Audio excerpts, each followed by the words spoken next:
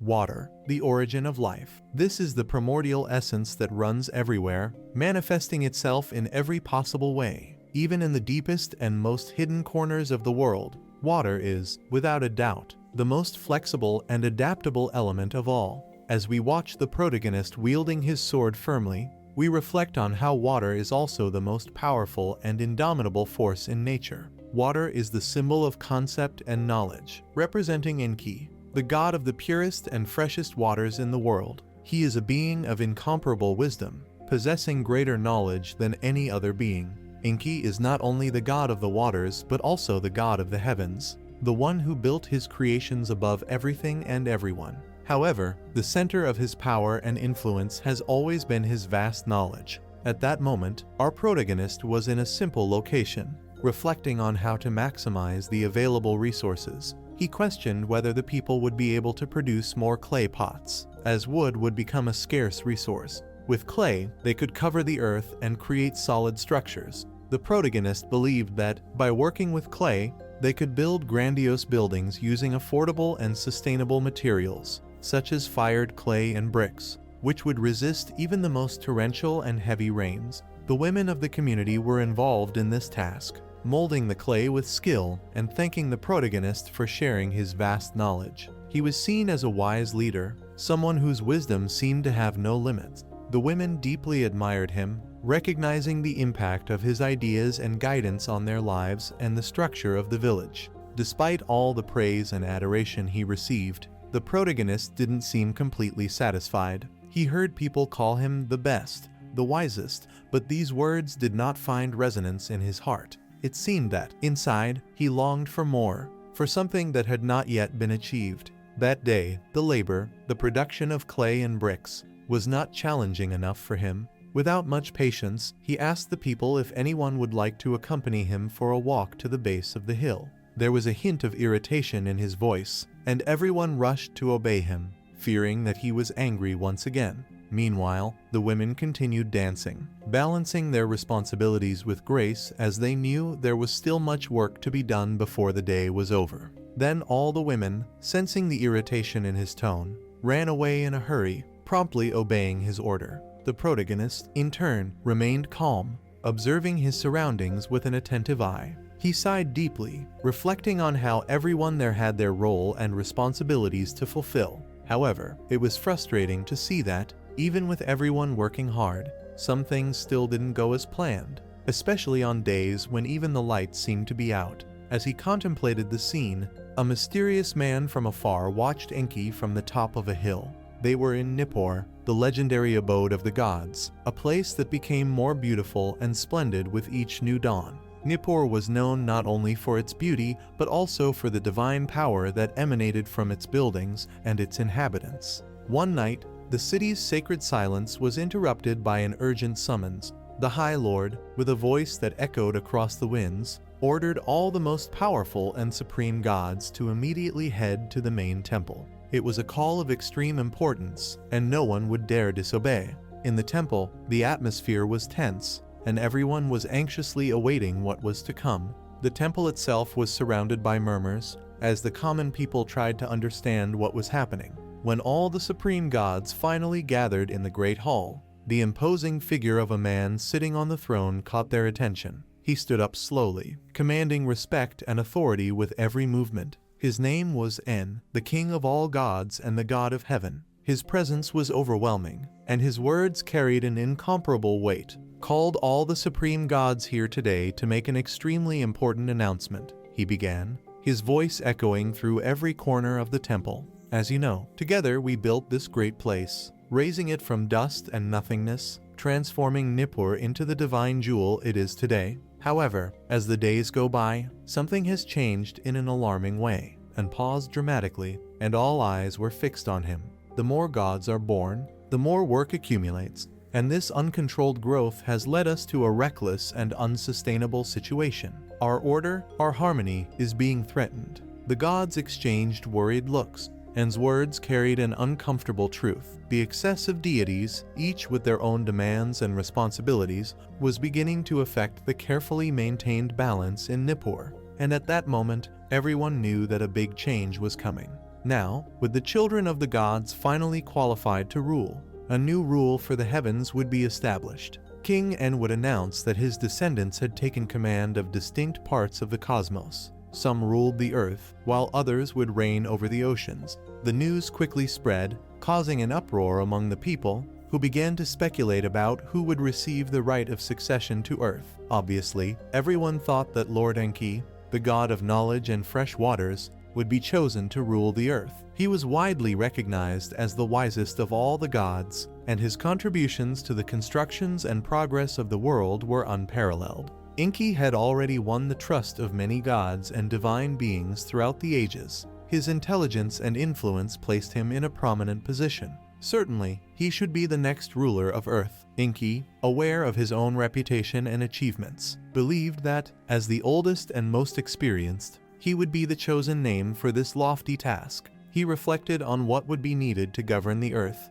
more than strength or authority. The true ruler would need deep knowledge to lead all living beings in a balanced way. Enki was confident in his ability. Then, King En, after long and careful reflection, made his announcement. After much consideration, said En solemnly, I have decided that Enlil, the god of the atmosphere and winds, will be ruler of the earth, and Enki, god of fresh waters and knowledge, will reign over the oceans. These words took Enki by surprise. His face clearly expressed his shock and disappointment. He bit his lip, trying to control the frustration building in his chest. Over time, he calmed down, but the impact of the decision still reverberated in his mind. He, the wisest god and contributor to the greatness of Nippur, would now live in the domains of the oceans. With no alternative, Enki knelt beside his brother, Enlil, and bowed his head in reverence to the king and his father. With humility, Enlil called his father, as he did not feel he was enough for that position,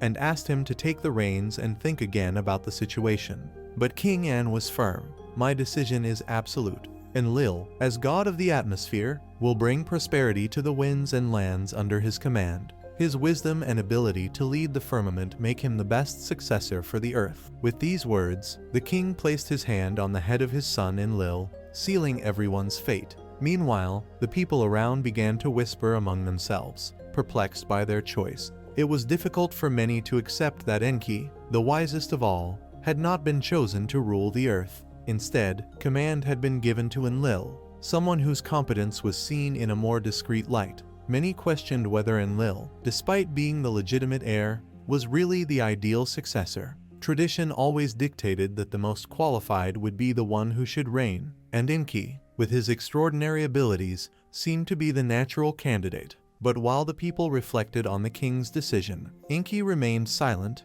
processing what had occurred. His thoughts took him back to the two goddesses he loved deeply, Namu, the goddess of the oceans, and Kai, the goddess of the earth and his and Enlil's mother. As the son of Namu and Kai, Enki always believed that he would have a natural connection with both domains, but especially with Earth, which seemed to be his rightful destiny. However, because he is the son of Namu, the goddess of the ocean, and not directly of Kai, Anu's wife, Enlil ends up being considered the legitimate heir of the Earth. Enki then realized that tradition and lineage weighed more than individual knowledge or achievements. The Earth had been given to Enlil, the legitimate son, while he, Enki, must accept his role as ruler of the oceans. With this understanding, Enki resigned, although in his heart, the weight of the decision was still deep. The young man thought deeply as he watched the world around him take shape. Broken rocks emerged from the sides, as if the land itself was responding to the great changes that were approaching. The following day, discussions and decisions continued, focused on solving one of the region's biggest problems, the annual overflow of rivers, which caused destruction and significant losses. To this end, Enlil, the god of the atmosphere and winds, decided to begin an ambitious canalization project, excavating new beds for the Tigris and Euphrates rivers. It would be a monumental effort, and it would require exhaustive work. The order was clear. Minor gods would be selected to work on the project. Half of them were to dig the riverbeds, while the other half would be in charge of removing the accumulated mud. Enlil, with his firm command, organized the entire operation, and quickly everyone began to move, obeying his instructions. It was a gigantic project, and the physical effort required of the lesser gods was immense, leading many of them to supreme exhaustion. However, the thought hovered in the air that, if Enki were in charge, with his superior wisdom and knowledge, the plan could be more efficient, less exhausting. Enlil's brother could not shake these thoughts, reflecting on the project and the implications of his own leadership. During the night, he heard whispered rumors from all corners, reflecting the growing discontent since he took over Earth's rule. While Enlil was lost in his worries, an unexpected presence entered the room. The flames of the torches glowed brighter, revealing Nuska, the lamp god. Nuska observed Enlil's troubled expression and commented with an enigmatic smile. "Seeing you so worried makes it seem like everything around you has failed." Enlil, surprised by Nuska's appearance, murmured, "I thought you had already left. Why are you back now?" Nuska, the lamp god, with his calm voice, replied, "I am here to light the lamps that will guide your dreams. It is time to leave your worries aside and pursue the most perfect dreams in the world." He walked over, turning on a nearby lamp. "Your troubles seem heavy, my lord, but remember, even the greatest lords find rest in the lights of peaceful sleep." Nuska walked away, leaving Enlil to ponder her words and the weight of her leadership. As the soft glow of the lamps filled the room, Enlil thought about the challenges he faced and how his position as ruler of Earth was not as simple as he had imagined. Even with power in his hands, the difficulties of leading a changing world were immense, and the shadow of his brother, Enki, always hovered over his decisions, as if his older brother's knowledge was a constant reminder that things could be different. He murmured that he understood as his eyes turned to the ground, reflecting his uneasiness. The weight of the situation seemed to bend his shoulders, leaving him slightly crestfallen. His thoughts led him back to the decision he would make, believing that isolating himself on an uninhabited island, left by his father, would be a suitable solution. However, upon hearing the discontent of other gods, a new concern began to form in his mind, eroding his tranquility. The person next to him, observing his troubled expression, asked why he was so dissatisfied at that moment. He hesitated, reflecting on the seriousness of the situation. The canal project he had proposed, intended to prevent any impending disaster, now seemed insufficient in his eyes. If someone like him, who had the title of commander of the land, failed to guarantee safety, what would be left would be only the rumors of his failure if everything fell apart. The person, realizing the weight he was carrying, gently held his hand and, with a gesture of reverence, knelt before him.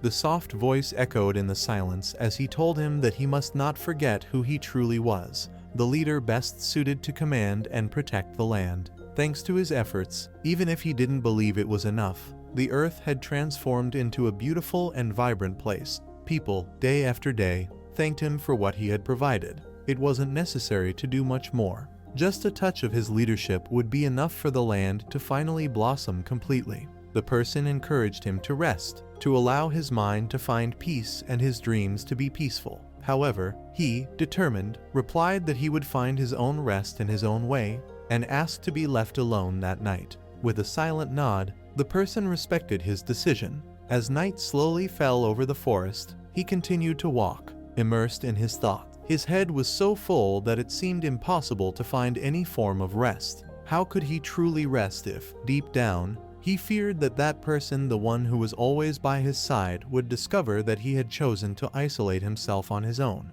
She would certainly be furious, insisting once again that he should rest, take care of himself, and not carry the burden alone. But he moved on, alone in the vastness of the forest, knowing that rest would not come as easily as the words of comfort he had received. He fixed his gaze on the calm surface of the lake water that stretched out in front of him. The world around him seemed incredibly serene and beautiful, a stark contrast to the turmoil that dominated his heart. It was as if the environment itself mocked his inner restlessness. It was a shame, he thought, that such a peaceful place could exist while he, the only one who possessed the light needed to illuminate his path, felt so lost in the darkness of his own thoughts. However, at that moment, the soft sound of something moving through the bushes caught his attention. His body stiffened, and he heard an unknown voice ask who was there. Instinctively, he turned around, and his eyes met a sight that made his heart race. Before him stood a young woman of radiant beauty, so enchanting that the light seemed to enter her eyes with an almost blinding intensity. She introduced herself as Sud, the daughter of Nanbarshagunu, the goddess of barley. Sud, the deity of grains, had the sacred task of caring for the small grains and the earth that nourished them. At that moment, she was passing through the vast barley farm that belonged to her mother, overseeing the growth of the crops. Her presence carried an aura of care and abundance that was almost palpable. With a calm smile, she commented that the wind was especially gentle at that time, which kept the crops well hydrated and healthy. The gentle breeze seemed to caress each barley grain, ensuring that they grew to extraordinary heights. The grains she touched thrived in an unusual way, growing with such strength and vitality that they became ingredients of immense importance. This importance was reflected in the quality of the foods made from these grains, especially in the beer that the gods loved so much. She didn't have much choice in her divine role, but she couldn't deny the pleasure of knowing that her attention and care brought such impressive results. The women working in the plantations commented happily, hoping that this year's harvest would be as plentiful as they had hoped. It was a tradition that, after the harvest, the gods would gather to taste the delicious beer made from the grains of that harvest. The aroma and taste of the drink were celebrated throughout the divine realm, and Sud, upon hearing these praises and expectations, only smiled. Knowing that she had done her duty well, modestly, she responded that she was grateful for her skill in tending the grain, recognizing that although the work was hard, the reward of seeing the land flourish was worth every effort. The sparkle in her eyes reflected not only her competence, but also the deep love she had for the land and what it provided. At that moment, it seemed like there was no need to worry about trivial matters like that. The people around her noticed her beauty and did not fail to show their reactions. The men, especially, had their gazes fixed on her, admiring her appearance with almost inevitable compliments. They called her incredibly beautiful, as if her presence lit up the room. Even women, who could often be more reserved, confessed that she was indeed stunning, so full of radiance that it was impossible not to feel a touch of envy. The light emanating from her seemed to be something no one could care for or contain. It simply existed, shining brightly. Many of the men fell in love with her, something that generated discomfort and even some irritation. Some women, upon noticing the passionate looks she attracted, became angry, saying that it was inappropriate for men to declare themselves so openly. Even so, there were those who insisted, saying that her smile was so strong and captivating that it made them believe that maybe, just maybe, they had a chance with her. The person accompanying one of these men quickly dashed his hopes, stating that this was impossible. She, Sud, was too kind, too pure to allow a man's greed to approach her with selfish intentions. Those who watched her sincerely believed that they might have a chance, but the truth was that her beauty was something that transcended the ordinary. She was so enchanting that everyone around her, men and women, couldn't help but stare. Even on that particular day, the women around her continued to comment on how radiant, almost stunning, she looked. However, this constant attention also brought anxiety to her mother. She was a woman with peculiar behavior who, although proud of her daughter, was also afraid of the direction that destiny could take. Sud's mother was increasingly worried that someone might try to take her daughter away from her, and this put her on alert. She wanted her daughter to be happy, but at the same time, she couldn't bear the thought of someone taking her away from her. Eventually, this concern led the mother to seek answers from the gods who were known to read destiny. With a heart full of uncertainty, she asked them to reveal who would be the man destined to bring happiness to her daughter and who she should marry. However, the gods, in their mysterious wisdom,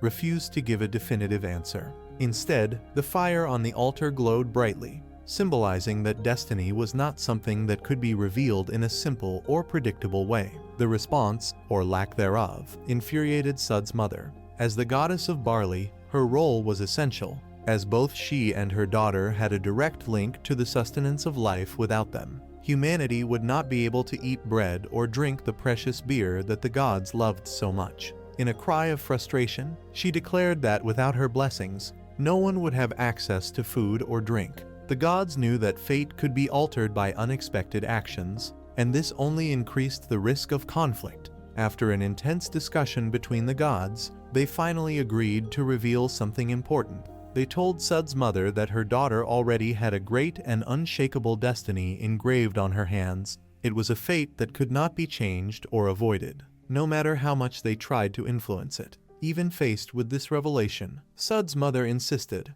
begging to be told more, eager to ensure her daughter's happiness and protect her from any danger that the future might hold. The gods, after a somber pause, revealed that the goddess of grain, Sud, was destined to cross the river that flowed through the underworld, and, in some inexplicable way, bear the weight of the underworld's destiny alongside Enlil, the god of winds and the air. Upon hearing these words, Nunbarshigunu, Sud's mother, was completely astonished. The idea that her precious daughter was destined for a path that would lead her to the underworld seemed absurd and cruel. For her, this was an unthinkable fate. The underworld was not just a distant realm. It was located in the darkest depths, below even the submerged waters that flowed beneath the earth. Few even dared to imagine the vastness of that place, much less set foot there. Anyone who descended that deep would be doomed to never return, lost in the eternal shadows of that hellish world. Nunbarshigunu could not accept this fate for her daughter.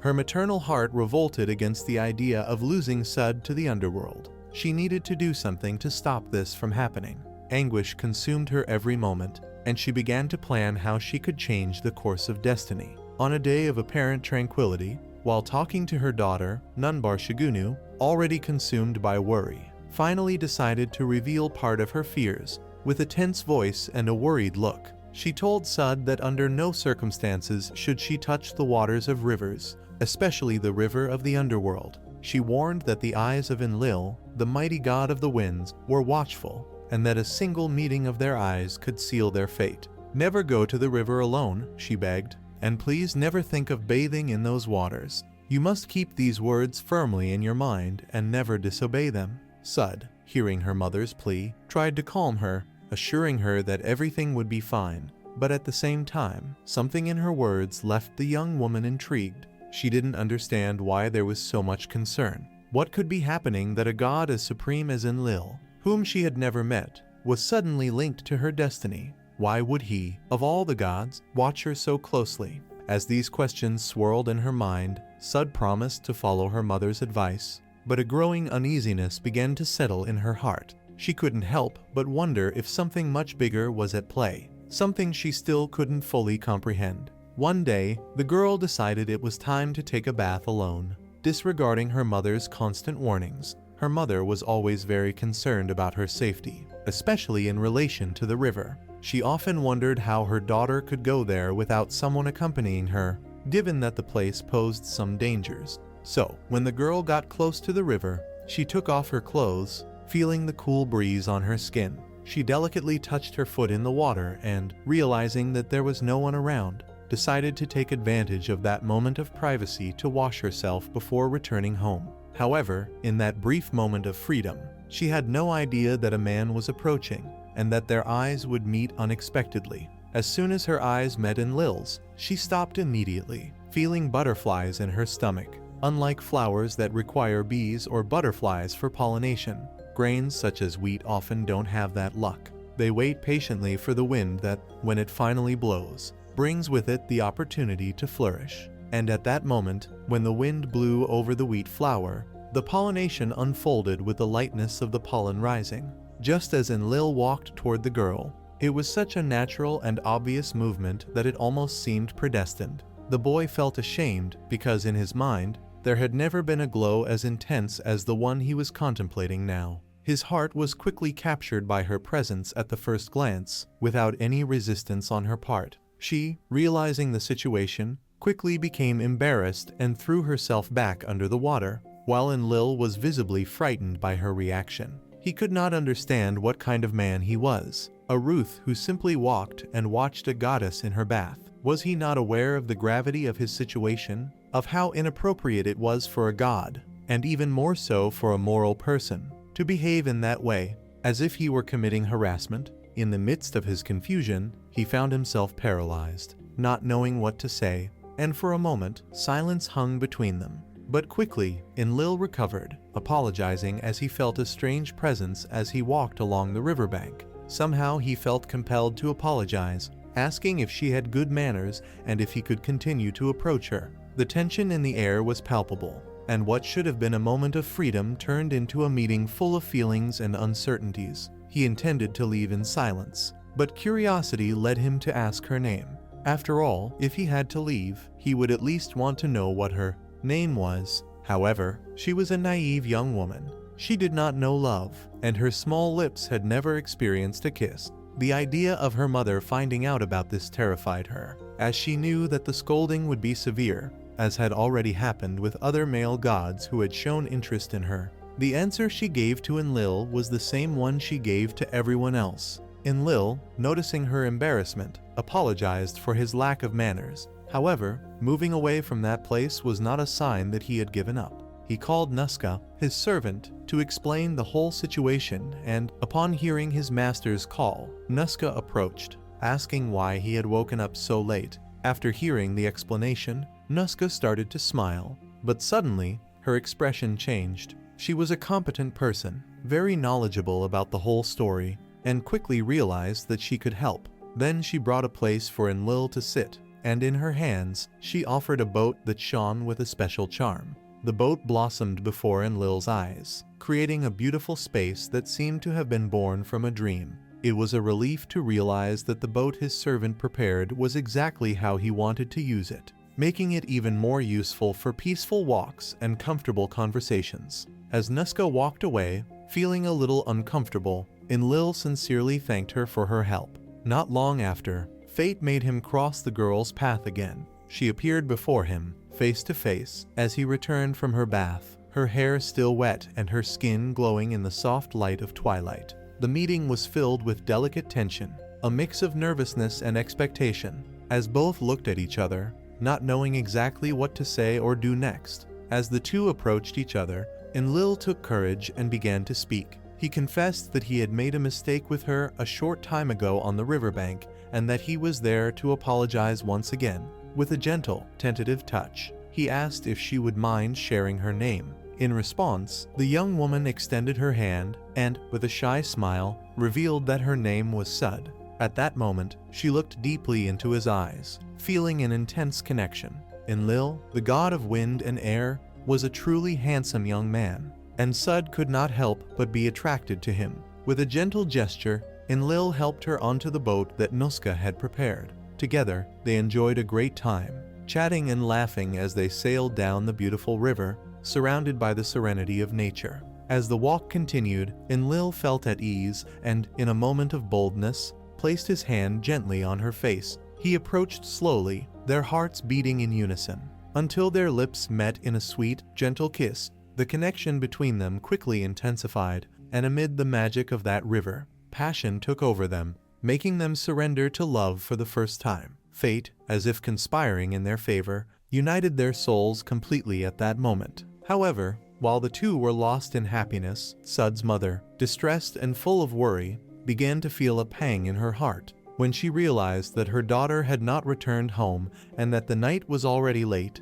fear invaded her. She knew she needed to act and couldn't let anxiety take over. With her heart racing, she left the house, running in search of her daughter. Desperate, the mother went to the place where the 50 gods were gathered in Nippur, urgently seeking help. Upon arrival, she begged, asking the gods to help her, explaining that her daughter was missing. The people around began to question what had happened, confused and alarmed at the possibility of a god disappearing from the kingdom. The woman, amid tears, knelt down and, with a choked voice, revealed that from the moment her daughter left the house, she never returned. The mother's despair echoed through the air as the search for Sud began. The woman, distressed and anguished, talked about the goddess of grains, the beautiful goddess that everyone knew and revered. The pain in her heart was palpable, and her voice shook as she begged for help to find her missing daughter. As everyone around her listened attentively, concern grew. If they didn't find Sud quickly,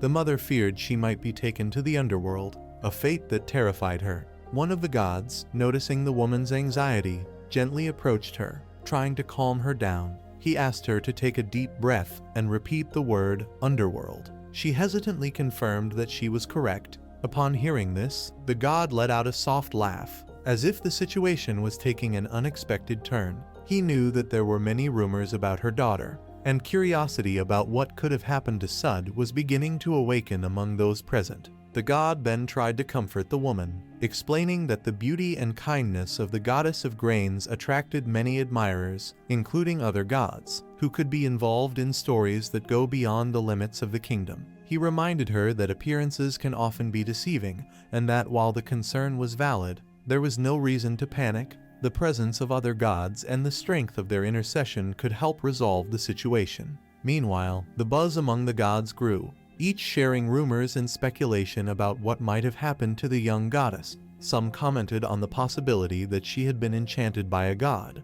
while others talked about the possibility of a kidnapping. Sud's mother, although distressed, felt a little more hopeful when she realized that she was not alone in her search. Divine help could be the key to bringing her daughter back, and she was determined not to give up. The woman began to worry even more, thinking that unless her daughter had committed a crime or been imprisoned, there was no other reason for her to be destined for the underworld. The idea that Sud could be a murderer was unbearable, and the possibility terrified her. However, the woman reflected that if it was just a matter of being late for going out with friends, it wouldn't be so serious. Feeling increasingly irritated, she exclaimed that this was no fun. The god, noticing her change in mood, quickly tried to calm her down. He remembered that, a few days ago, she had asked for help from the gods who knew the threads of destiny, and that, upon hearing about her own daughter, they informed her that Enlil, the god of wind and air, would be to blame.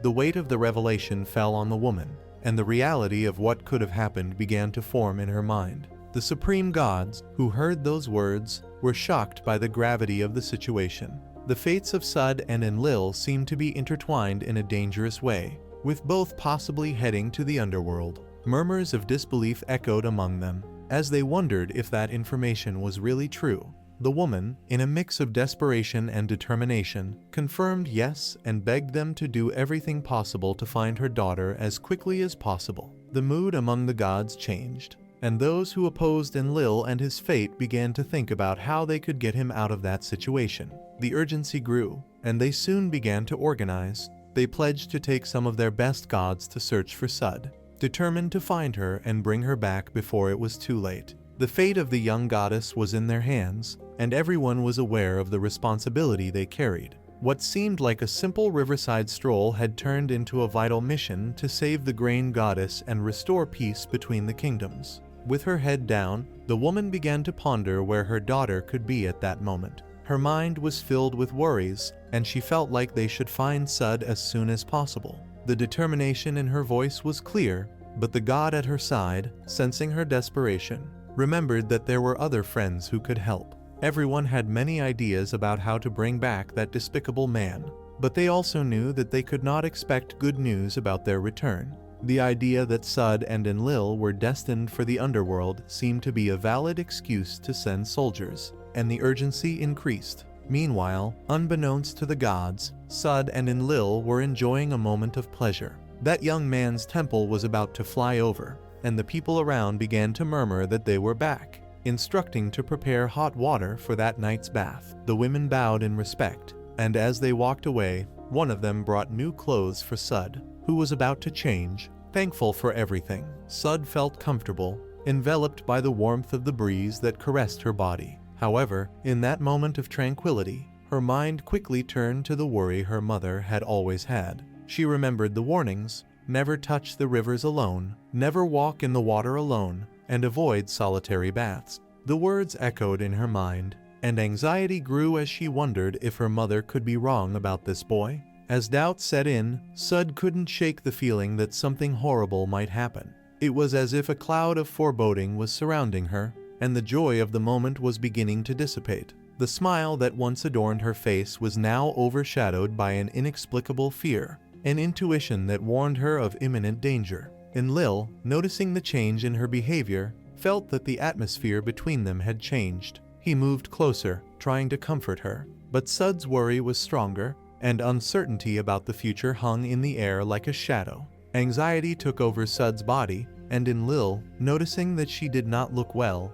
asked if she was uncomfortable anywhere. His worried look made her feel a little more at ease, but the uneasiness still dominated her. He tried to reassure her, reminding her that as long as she wasn't alone, the gods would do their best to help her. However, even with Enlil's comforting words, Sud could not shake the feeling of uneasiness that settled in her abdomen. Since the two returned to the temple on the boat, Sud began to feel sick, and exhaustion took over her. For the gods, the time that passed from pregnancy to birth was extremely accelerated, very different from the human experience. Thinking about it, as her mind swirled around her anxiety, made her feel even more confused. She wondered if all this good news really was a positive sign, or if something was about to go wrong. Feeling a little out of control, Sud began to doubt what was happening around her. Enlil, noticing this change, continued to speak, trying to drive the dark thoughts from her mind. He stated that regardless of what was happening now,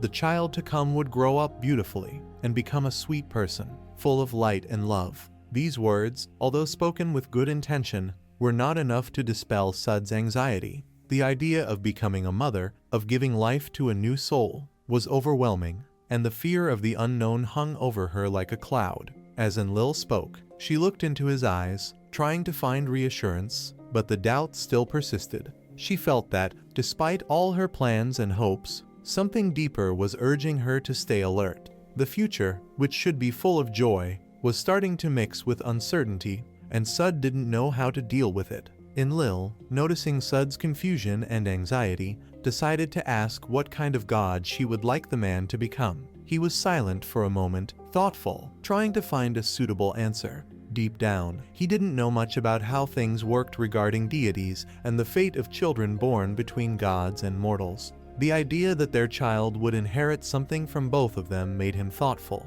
He wasn't sure it was that simple, but something told him it wouldn't just be a matter of looks. However, there was no denying that their child, the fruit of a genuine and special love, would certainly be radiant and beautiful, just like his mother. Sud emanated a beauty and light that was difficult to ignore, and he imagined that the child would inherit these traits. With a slight smile, Enlil turned his gaze to Sud, trying to convey his hope through his words. He talked about how the child could be a perfect blend of both, reflecting not only their physical beauty, but also the essence of who they were as divine beings. He believed that regardless of the challenges they face, the light and kindness emanating from Sud would be a powerful guide to the new life that was to come. This idea of a bright future brought Sud some comfort, but in her heart, anxiety still pulsed, a reminder that the path ahead could be full of uncertainty. The seduction that emanated from the other gods was clearly linked to the desire that Sud be the first to conceive a divine child.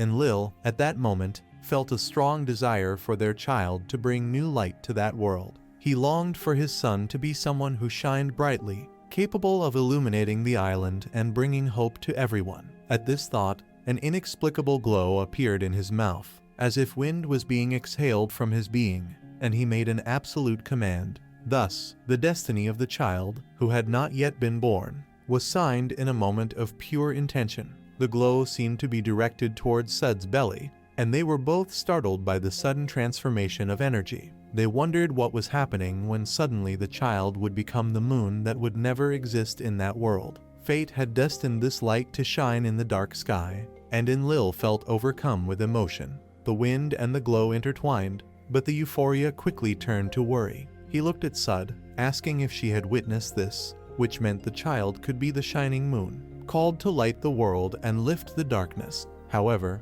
the joy of the moment was abruptly interrupted. Intense noises began to echo throughout the temple, and the other gods, enraged, called for Enlil's capture, accusing him of being a criminal. They ran up the stairs, shouting to arrest him, and soon broke into the room where he was. The joy and fun didn't last long. The invasion of the gods was swift and relentless. They imprisoned Enlil, accusing him of a heinous crime against a virgin goddess, which was considered an unacceptable transgression in the kingdom. Sud, paralyzed by the situation, was unable to utter a word, and even her loyal servant was being dragged into the confusion, begging them to stop this recklessness. His hands were removed from his mouth, and the servant tried to defend Sud, but it was in vain. The god leading the charge stated that they were right to do so, arguing that the grain goddess was being protected as a victim of the kingdom's law. He explained that Nippur, the city that soared above the heavens, was governed by strict laws that prevented divine corruption.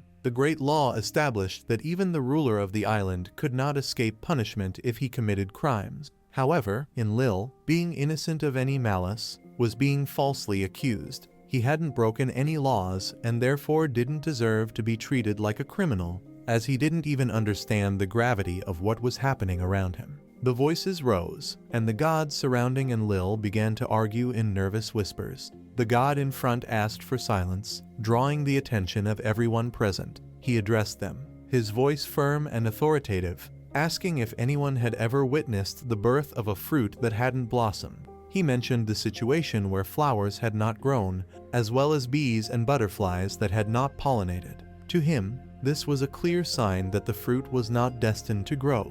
In a solemn tone, he went on to emphasize that the goddess of grain, a virgin, was now about to conceive a child of the god of wind and air. This shocking revelation reverberated among the gods, creating a climate of tension and concern. This was tragic and surprising news, as it challenged the natural order of things and cast doubt on the purity of the goddess. The murmur among those present increased, and each one began to ponder the implications of that union. Sud's virginity was a sacred aspect, and the possibility that she was pregnant with Enlil raised serious questions about morality, the law, and the consequences that would follow. What was once a celebration of life and light now became a heavy burden, sad news that could shake the foundations of the relationship between gods and humans. The small and fragile barley flowers were in a state of waiting, unable to feel the touch of the wind again. They were never pollinated by the bees or butterflies that used to dance among their petals, carrying with them fragrances and nectar. In a charged silence, they waited for the wind, which in an impersonal gesture would spread the pollen in all directions, but with no hope of bringing back the vitality of the fruits that they once promised to be. Thus, in the vision of the other gods, the young Sud looked like a dried fruit, and the wish that she was pregnant seemed more like a cruel delusion than a concrete possibility. The plan that Enlil had envisioned as a symbol of unity would now turn into doom. The truth, no matter how clear it was not enough to undo the prejudices that hung over her. Those who knew their sealed fate had no choice but to accept the punishment meted out to them by those who dwelt in the underworld. In a scene of despair and pain, the gods chained Enlil and took him deep into the underworld, where the shadows became his home. Sud, with her body exhausted and her soul shattered, continued her path towards him, carrying with her the pain of discovery and the weight of a reality that could not be reversed. The young woman cried with all her strength, her screams echoing like a lament for the destiny that was coming true. Fate was sealed, and no one could stop her daughter from following that man into the underworld. Her determination was unwavering, and if there was no one to stop her, if no one possessed the skill or the courage to intervene, then there would also be nothing that could quench the thirst of her soul, a thirst that desperately sought the truth in the midst of chaos. She walked without hesitation, determined to face the consequences of her love and the uncertainty of the future that awaited them. The 7 gods who knew fate gathered in a circle, seeking to comfort Sud's mother, but their words seemed to ring hollow in the face of her disbelief. They talked about how they would be the first to return from the underworld, as if this idea could calm the fear and pain the woman felt. However, the certainty of her lost daughter left her distressed, and she could not accept what seemed like a cruel irony of fate. Meanwhile, Enlil, the god of wind and air, struggled with his own feelings of despair and regret. He could not understand how he had reached this point,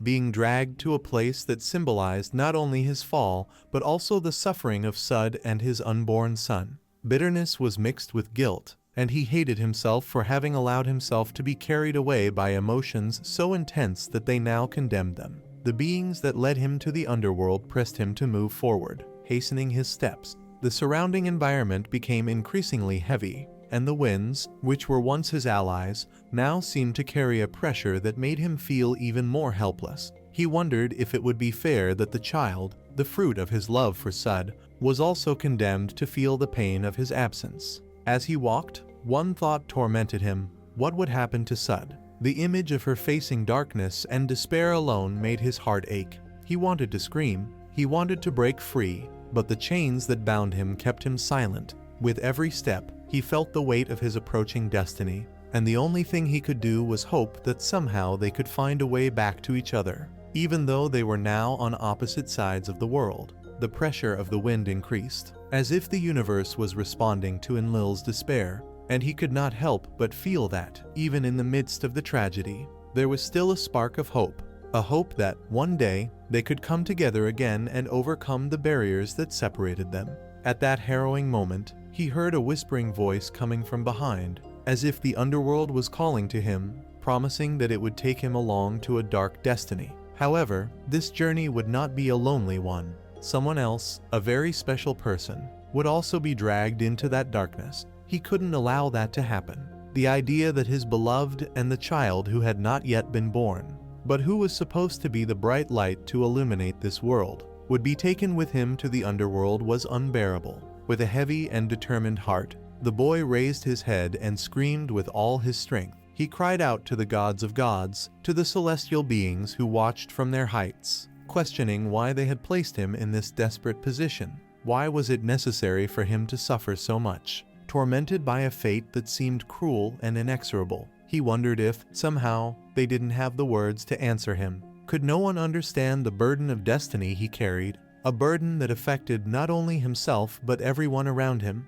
He felt helpless, without alternatives, as if his life was being controlled by forces beyond his understanding. He knew there was no way he could fight this fate imposed on him. And even so, the idea that the child, who had not yet been born, would be pulled toward this same fate left him in a state of deep despair. He was aware that this situation was more complex than simply accepting his fate, because now, more than ever, he understood the gravity of his choices and the repercussions they would have not only for him, but for those he loved. He was faced with a destiny that seemed to have been written even before his birth, an inescapable plot that led him to an outcome he did not want. However, at that crucial moment, a new understanding emerged within him. He could have control over the child's destiny, of the light that had not yet seen the light of day, but that represented hope and a better future. With this revelation, a feeling of determination came over him. Suddenly, the rope that bound him was untied,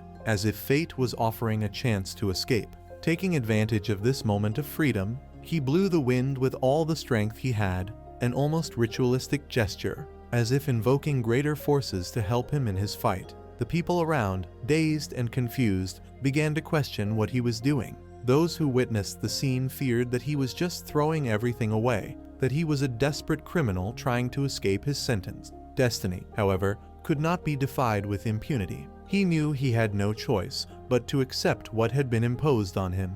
But the only line of defense he had left was the choice he had about the child's future. A chance to redeem himself, to shape a new path. The wind he blew spread, carrying with it the hope of a new beginning, but also allowing the criminal to slip beyond the reach of justice. Now, he felt trapped, as all those who knew the criminal's whereabouts were forced to report his escape. He was surrounded by gods who doubted his courage and by people who, in some way, felt disappointed in him. The castle, where so many lives were intertwined in their stories, now seemed like a symbol of their prison, as the wind continued to blow, as if whispering promises of freedom. And it was then that the girl, who had always been by his side, began to approach. She waited, as if she felt her moment would come, and the hope that she could save him from the clutches of cruel fate encouraged her onward. He felt a warmth in his chest at the sight of her, as if the connection between them could somehow alter the course of their lives,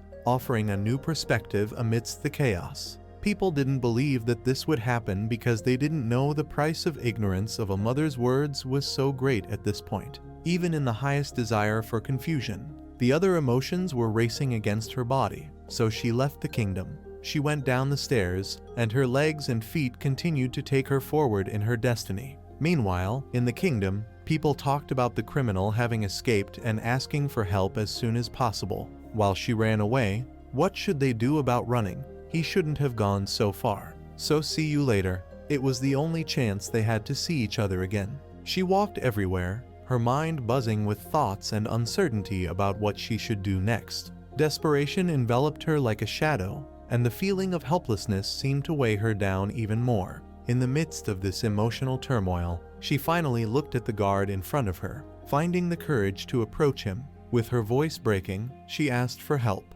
questioning how far their master had gone. Tears streamed down her face as she spoke, expressing the pain of being there alone while the fate of the child and that of her master of the air and winds hung in the balance. She felt the need to know if he felt forgiven by her and that child, as this could be a sign of hope in the midst of tragedy. Restlessness dominated her, and the urgency of her words showed in every syllable. Obviously, the guard listening to her was Enlil, disguised in his hidden form, but he impassively replied that he had not seen the master, and that he did not remember seeing Lord anywhere nearby. The young woman held her chest, the pain squeezing her heart, and cried some more, desperate. She lamented that the child and fate had glimpsed a small light in a world so dark, which was about to be consumed by even greater darkness. It was clear that this man, with all his power and kindness, could bring hope and redemption, but she needed to know where he had gone. People around her commented, some worried, insinuating that she was losing her reason. But all she wanted was for the situation to be resolved, for her search not to be in vain. The guard, even upon hearing those anguished words, insisted that even if she expressed those types of feelings, he would still have no way of knowing where Lord had gone. The frustration and sadness were palpable, and she felt trapped in an endless cycle of uncertainty, not knowing who else to turn to. She lowered her head, her gaze lost, while the guard did the same, observing the moon that shone brightly in the sky, commenting that that light could not be impressed in the underworld. Surprised, she turned to the guard, realizing he was referring to the moon, something she had never mentioned but which seemed so appropriate to the situation. The guard then raised his head and stated that he always had a trick up his sleeve, questioning why they hadn't gotten together to change their destiny. When she tried to pronounce his name, her voice failed her, and he silenced the girl, fearing that her name would be heard by others. Looking around, they noticed that people were already busy with their activities, while the winds began to blow more strongly. Without wasting time, the two ran away, looking for a remote and safe place where they could take refuge. When they arrived at an isolated house, they closed the doors behind them and, still panting, began to ask themselves what they should do next. They were trying to escape a destiny that would push them into the underworld,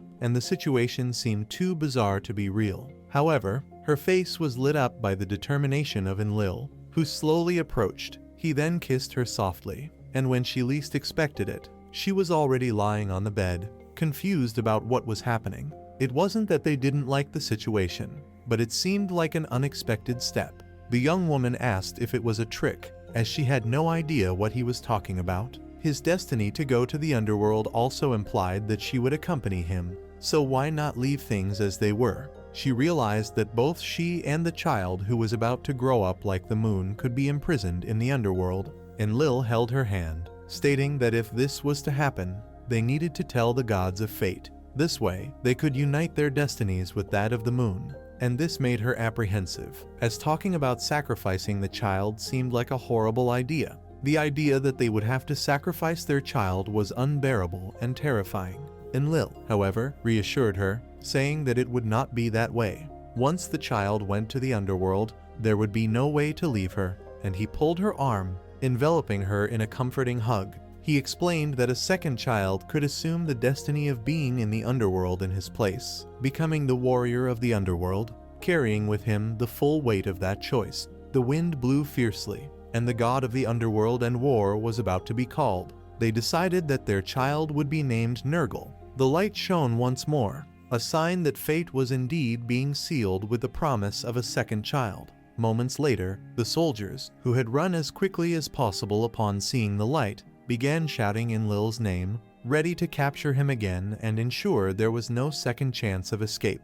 Following in the footsteps of her love, the winds blew strong as she ventured through the forests, now devoid of vibrant colors. Still, she wondered how far they had come together, as birdsong echoed in the background, creating a melancholic soundtrack to their journey. The footprints left behind were disappearing, and she realized that her feet were heavy, almost unable to move anymore. But following her love, she walked as far as she could until she finally reached the end of a river. There, two men were talking, discussing the criminal who had escaped again. One of them asked if the fugitive had not been properly tied up, frustration evident in their voices. She felt a little lost, taking in everything that had happened, as the shadow of uncertainty hung over her future. she should do it all over again, wondering why the other man was raising his voice. But there was something more urgent at stake. They needed to stop this man. However, she was no longer able to move as nimbly as before, the fatigue of the long journey weighing on her limbs.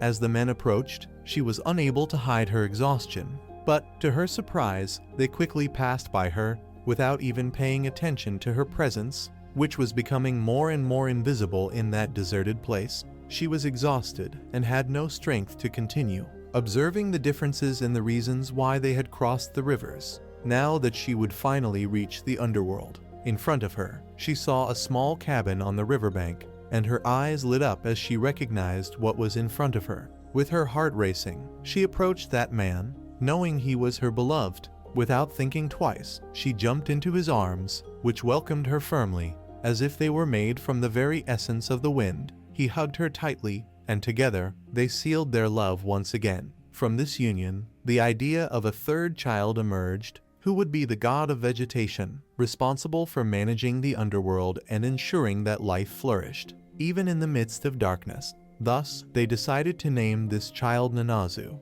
a name that reflected the strength and importance he would have. Once again, the light shone brightly, as if celebrating the new life that was to come. However, the man was quickly arrested, forced to continue on his way, while the others, frustrated, tried to tie him up inappropriately, making him suffer due to their lack of skill. He found himself trapped in a deeper corner of the river, where he was trying to free himself. As soon as he succeeded, he fled again, generating more conflicts between the men who were chasing him. The two fought once again, but Sud, with her love for him always guiding her, found her beloved again. Together, they sought shelter and comfort in each other, falling asleep together, firming their commitment once again. To consolidate this union, they decided that they would have a fourth and final child, who would be called Enlil. This child would be the goddess of all channels, using her power to reach the underworld and one day become the true goddess of the underworld. The sky collapsed with a bang as lightning illuminated the scene,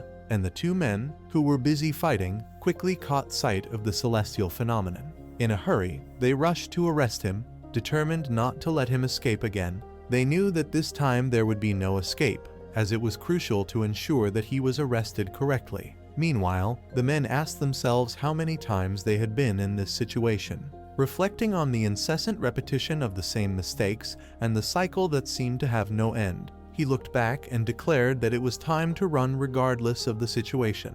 For whenever the opportunity arose, he would run, even if it didn't have a set form. The group of people around agreed with him, expressing that they were not sure if he was really the god of wind or something similar. But one thing was clear, this time, he would not be able to escape the river of the underworld. As he was captured on a boat sailing through the dark waters, she too followed the same fate as him, feeling determined not to be separated. As he got closer, he warned her to be careful, and she held on tight, determined not to let him face this journey alone. So in that boat they sailed away, sailing further and further, plunging into the depths of the underworld. They talked about the god of destiny, who seemed to be a strange figure, and the woman, who was probably already insane given the situation. It was time to let them go together, and tears began to slide down her face as they advanced through the darkest, scariest waters of the underworld.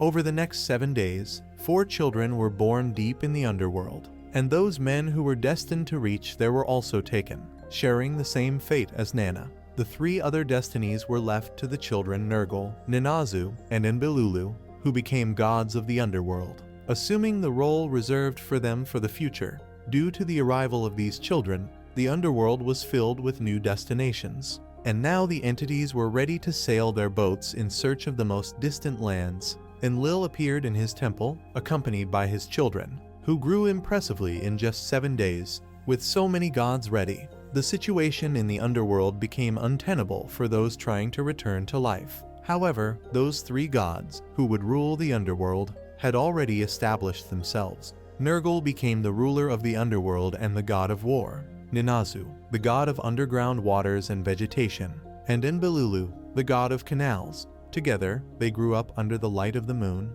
which represented Nana, the light of that world. People wondered how this all happened. While the powerful figures behind the terror haunting Enlil were in despair, crying out for mercy. However, it was too late. Enlil, with an air of authority, demonstrated his ability to recount all past events and became the one who decides everyone's fate, consolidating his power. Now, no one would dare to rebel against him, the great governor of that island. The people knelt before him in his temple, and with the love he felt for Sud, who always supported him with an open heart, he gave her a new name, Ninlil. From that moment on, she would be known as the Queen of All Wind. Even Nunbarshagunu was incredulous at the future that lay before them. Enlil and Sud kissed, and everything seemed to return to its place, thanks to them who, together, had resolved the fate of the underworld. Now the moon seemed to have been created to light up the sky once more, and, like Nana's moon, the moon god grew in the firmament.